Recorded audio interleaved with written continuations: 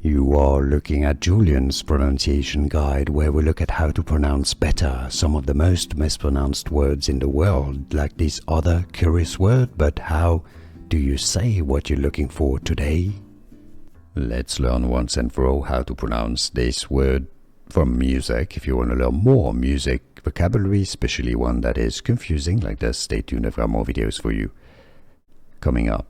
Sarabande is the English pronunciation. It comes, I believe, from French. It was borrowed originally from Spanish Sarabanda, and then it went through French. Sarabande is the French pronunciation, and it's used famously by famous German composer Handel. If you want to learn how to pronounce this, I've got a video for you. But in English, Sarabande.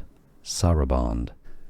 Here are more videos on how to pronounce more confusing words and names too many mispronounced. Like this video if you found it useful. I appreciate your support. I'll see you soon and thanks for watching.